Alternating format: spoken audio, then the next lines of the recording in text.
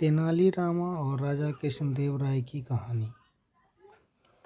विजयनगर के राजा कृष्णदेव राय को अद्भुत व विलक्षण चीज़ें संग्रह करने का बहुत शौक था। हर दरबारी उन्हें खुश रखने के लिए ऐसी ही दुर्लभ वस्तुओं की खोज में रहता था ताकि वह चीज़ महाराज को देकर उनका शुभचिंतक बन सके तथा रुपये भी ऐंठ सके। एक बार एक दरबारी ने एक अनोखी चाल चली। उसने एक मोर को रंगों के एक विशेषज्ञ से लाल रंगवा लिया और उस लाल मोर को लेकर वह सीधा राजा कृष्णदेव राय के दरबार में पहुंचा और राजा से बोला, महाराज, मैंने मध्य प्रदेश के घने जंगलों से आपके लिए एक अद्भुत व अनोखा मोर मंगवाया है। राजा कृष्णदेव राय ने उस मोर को बड़े गौर से देखा। उन्हें बड़ा ताज्जुब हो रहा था। लाल मोर वास्तव में आपने हमारे लिए अद्भुत चीज़ मंगाई है। हम इसे राष्ट्रीय उद्यान में बड़ी हिफाजत से रखवाएंगे। अच्छा, यह बताओ कि इस मोर को मंगाने में तुम्हें कितना रुपया खर्च करना पड़ा। दरबारी ने अपनी प्रशंसा सुनी तो वह प्रसन्न हो उठा। बड़े ही विनम्र व भाव से वह राजा से बोला, महाराज, आपके लिए यह अनोखी वस्तु लाने के लिए मैंने अपने 2 सेवक को पूरे देश की यात्रा पर भेज रखे थे। वे वर्षों तक किसी अद्भुत वस्तु की खोज में लगे रहे। तब कहीं जाकर मध्य प्रदेश के जंगलों में यह अनोखा लाल रंग का मोर मिला। मैंने अपने उन सेवकों पर करीब 25,000 रुपये खर्च किए हैं।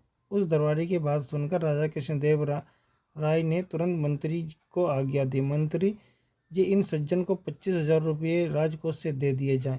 मंत्री को आज्ञा देकर राजा ने दोबारा उस दरबारी से कहा, यह तो आपको यह रुपया दिया जाता है जो आपने खर्च किया है। इसके अलावा 1 सप्ताह बाद आपको उचित पुरस्कार भी दिया जाएगा।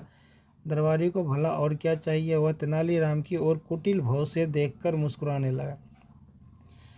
तेनालीराम उसके मुस्कुराने का मतलब समझ गया, लेकिन समय को देखते हुए उसने चुप रहना ही उचित समझा। तेनालीराम यह भी समझ गया कि लाल रंग का मोर किसी भी देश में कहीं भी नहीं पाया जाता। उसे लगा यह सब अवश्य ही इस दरबारी की कोई चाल है। बस फिर क्या था, तेनालीराम ने दूसरे ही दिन उस रंग विशेषज्ञ को खोज निकाला। उसने लाल मोर तैयार किया था।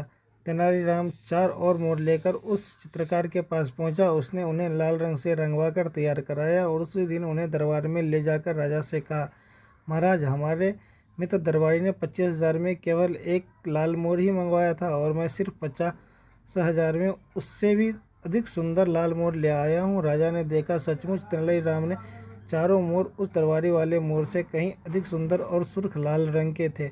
राजा को आज्ञा देनी पड़ी। तेनालीराम को राजकोष से 50,000 रुपये फौरन दे दिए। कृष्णदेव राय की आज्ञा सुनते ही तेनालीराम ने एक आदमी की ओर इशारा करते हुए राजा से कहा, महाराज, पुरस्कार का सही अधिकार यही कलाकार है।